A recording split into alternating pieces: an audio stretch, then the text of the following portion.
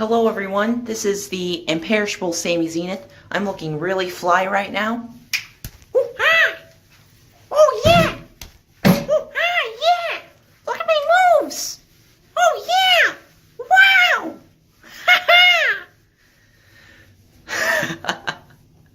Alright, so that's not what this video is about though. This video is about the Sonic movie yet again because yesterday I don't feel like I got to say all of my thoughts about the movie because the video was already long enough and I didn't exactly have the hindsight to say everything that I need to say about that. So let's start the video by talking about Sonic and how he is characterized in this movie because I don't think I,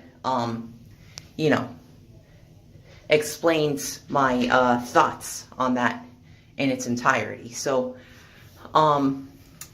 Sonic in this movie, he's portrayed as being somewhat of a loner. He's sort of like an outsider because, as it's explained, he's from a different dimension, and he kind of has to remain hidden, or else, he'll attract more like menaces as he did in the past when he was a kid. And more on that in a bit. But yeah, he's kind of trying to stay hidden, but the trade-off to that is that he's kind of a loner. He doesn't really have a family or any friends. And I think that's a really interesting perspective on Sonic for this movie. Doesn't work so much for the games because, Sonic, he's always, had his friends, he's, as well as, like, the woodland critters. He doesn't necessarily need a family in the games. He's, he cares more about, like, going fast and just really, like, his own speed than, like, people. Sorry, I keep on getting message notifications. But anyways, but for this movie, I think it works. I think it's an interesting take on the character, and, it's very, relatable. You definitely, feel for Sonic, and honestly, I do like, these messages in, movies about, just making it about, like, family. Detective Pikachu sort of did that too, with the main character, and his dad and whatnot. So, I do like these, messages about, or these themes about family, I should say. I think it, oh my. Anyways, I think it actually, yeah, somebody threw that in. So, anyways, I think it works. In case you're wondering, I'm at Kohl's. So, yeah, I'm like in a changing room. That's why I'm wearing this awesome outfit. But anyways, gosh, what was I, even saying? I think it works for these movies that are about, video games, because, you kind of have to, make these movies sort of stand out on their own as, like, stories, because, video games and movies are a very different medium of art, so I think that's why, there's been so much difficulty in the past adapting video games into movies. But I think it really, I think they did a good job, Paramount, I think they did a good job with this film, as I explained in my previous video. So, yeah. Alright, next let's talk about Dr. Robotnik, or Dr. Eggman. So, is he like the Eggman from the video games? Not really. He's, as you know, he's played by Jim Carrey, and he's more like, a Jim Carrey character than, the Dr. Eggman from the video games. So, it kind of like Ace Ventura or something like that. The Mask. You're probably familiar with the various roles he's played over the years, but that's just kind of how Jim Carrey is as an actor. That's sort of the appeal he's built up over the years. So, he's more like just one of those other Jim Carrey characters than, the Dr. Robotnik from the video games. But as the movie progresses, he starts to become more like the Robotnik from the video games. And Sonic even creates the nickname, Dr. Eggman, and he goes on to, embrace that. It's a lot like how it is in the games. Sonic created that as sort of like an insult. It eventually just sort of became his name. Well, actually, I might be wrong about that. I think Dr. Eggman came from, like, the Japanese Sega Genesis titles. I forget, my knowledge is a bit rusty about that. But anyways, yeah, so as the movie progresses, I forgot to mention that I am getting into spoilers in this video in case that wasn't obvious. So, yeah, I even said that on the previous video that, I am getting into spoilers. So I suggest you watch that video first and, just keep in mind that I am getting into spoilers. That's just how it's going to be. But anyways, as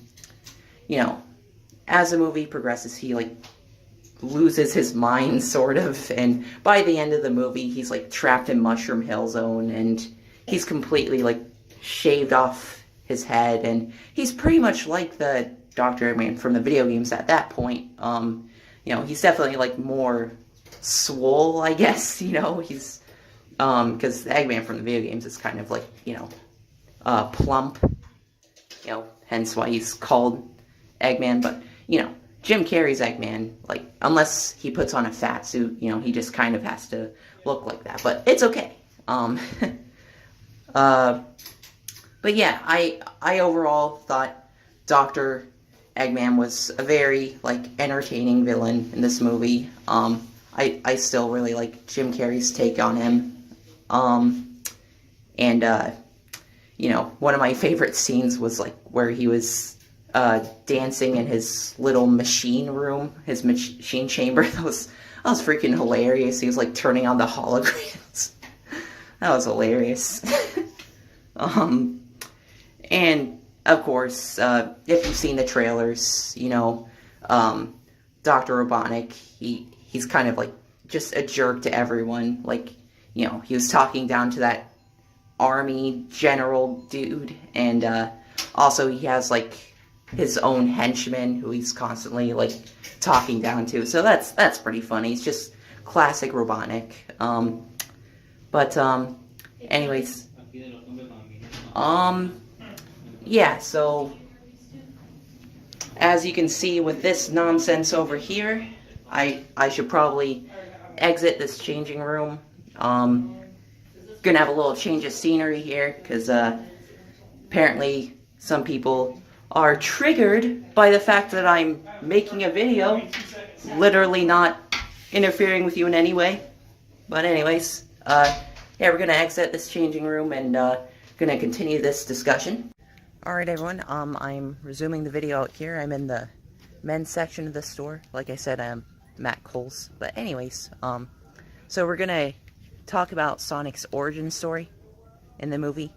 I think, I think they did a good job with his origin story. They didn't really explain, like, why he has those powers, but, I don't think they really needed to give an explanation for that, or at least, not this soon. I'm sure they'll make sequels, but, or who knows, maybe they won't, because, apparently something happened with, like, the animation company, but still, that doesn't mean they won't make a sequel, because they definitely teased it in the cliffhanger of the movie, like the mid-credits, I mean. So, as well as like Dr. Eggman still sort of being out there, and he's more like his video game incarnation.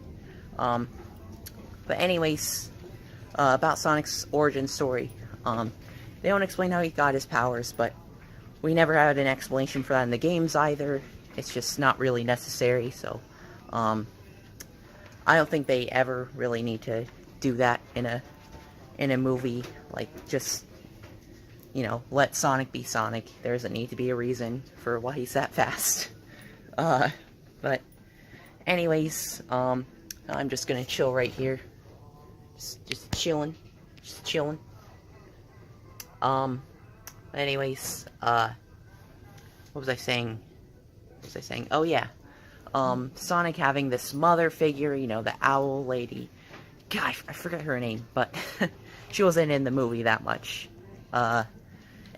Anyways, I sort of, liked that. You know, it really helps to humanize Sonic more, which is really the direction that they were going for, you know, making this, message in the movie about, like, family, you know, being alone, which is, I think, something everyone has to deal with at some point in life. But yeah, I know, it was never really confirmed whether she, perished or not. I don't think she did. I think, she may be coming back in future movies. I think she sent Tails on this quest or something, because, you know, why else would why else would Tails even know to search for Sonic? Or, well, apparently Sonic had quite a reputation, like, with those echidnas hunting him down. By the way, that was interesting.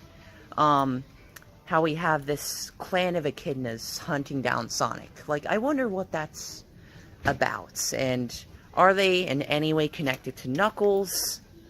If they make sequels to this movie, Knuckles has to, be in, you know, one of the future movies. Hopefully the next one. You know, they have to do that, and, you know, in the video game series anyways, sorry, in the video game series, Knuckles is the last of the Echidna clan, but in this movie that doesn't really seem to be the case. Well, it was a flashback, but still, I mean, I don't know why that would have changed. So there are more echidnas out there than Knuckles, at least in this movie continuity. So I think that's pretty interesting. I hope they sort of delve into that a bit more. And you know, there are definitely a lot of things that I want to see, like, from a potential sequel or sequel series. Like, definitely have Metal Sonic at some point. Definitely have, like, what was I gonna say? Perfect Chaos. That would be awesome. I was talking about, with a fan about that in the comment section of my previous video, that they should, definitely, you know, do a movie about Perfect Chaos. That would be, legendary. There are a lot of, you know, things that they could do, and, really, I think that warrants a video of its own. So, yeah. So in the next movie, I'm really interested to see how they, portray Sonic and Tails' friendship, you know, how that developed, how that came to be, because, in my opinion, Sonic and Tails are a good symbol of, like, friendship and loyalty and companionship, that I think, you know, everyone should strive for, eventually. So, I think, I also think, you know, in the next movie, they should definitely introduce Super Sonic and, like, the Chaos Emeralds. You know, I talked about the possibility of Perfect Chaos making an appearance as, like, the main antagonist, but, you know, even without that, character being present. You know, I still think they should introduce Supersonic to this movie continuity. I think that would be really awesome. You know, I think that would make a lot of people want to go and see it, because they sort of tease it in this movie with like his power up in the climax of the movie, but it wasn't quite that. It wasn't quite supersonic because you know, he can't transform without the Chaos Emeralds. So you know, he sort of remained in his space form, so it kind of was like supersonic, but not really. And, you know, like I said in the previous video, I think, Tom and, Sonic have, like, good, chemistry in this, oh, I'm sorry, good chemistry in this, movie. You know, I definitely like, you know, sort of the, what do you call it, the dichotomy that they have, you know. Tom is like this, you know, this lawful citizen, you know, he's a law enforcer, that's what he is.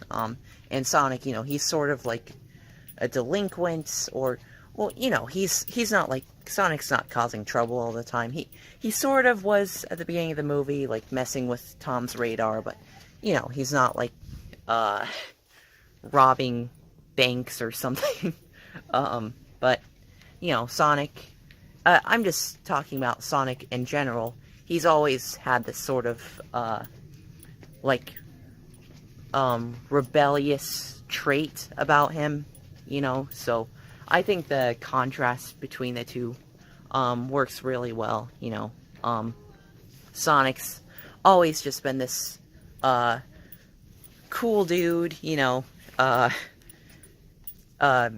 too cool for school, all that stuff.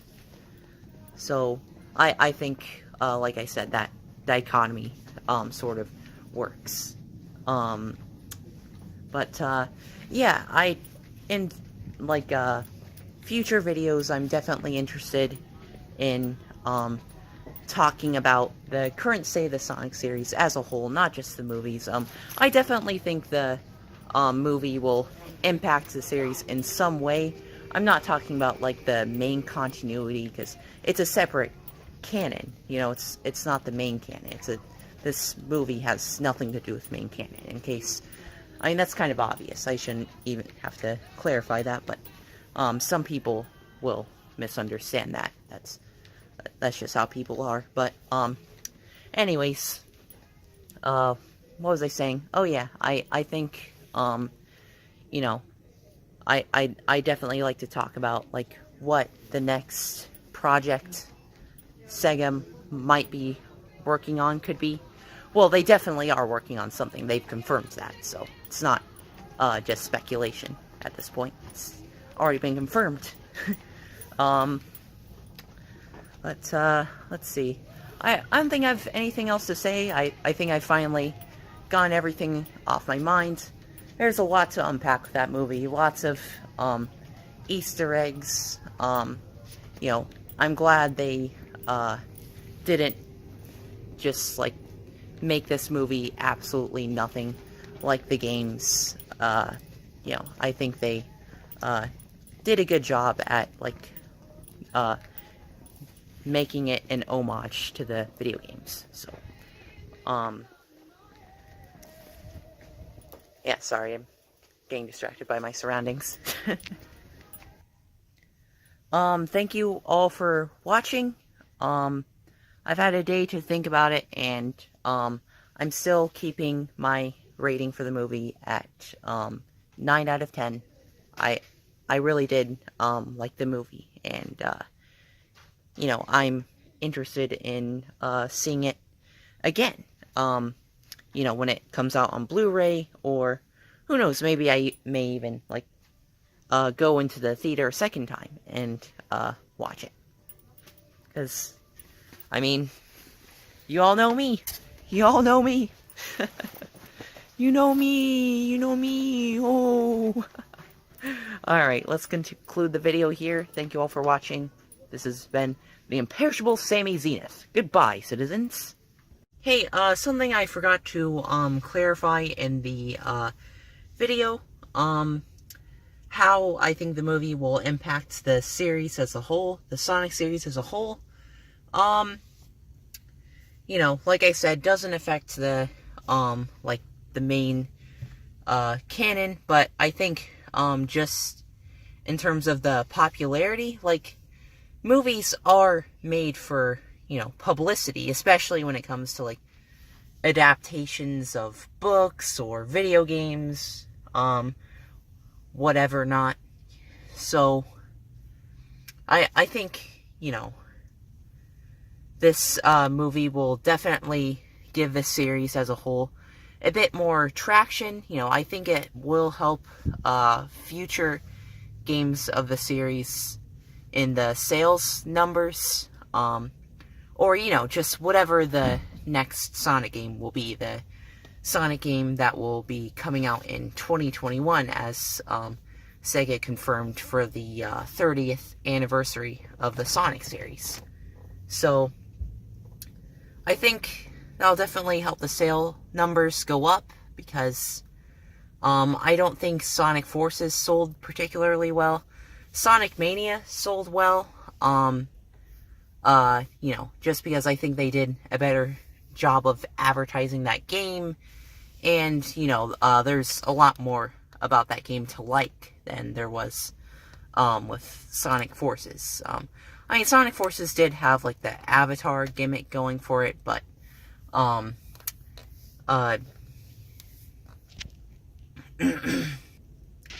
I don't know. Sega did claim that Sonic Forces did alright in, you know, the market, like, with sales. I haven't seen any,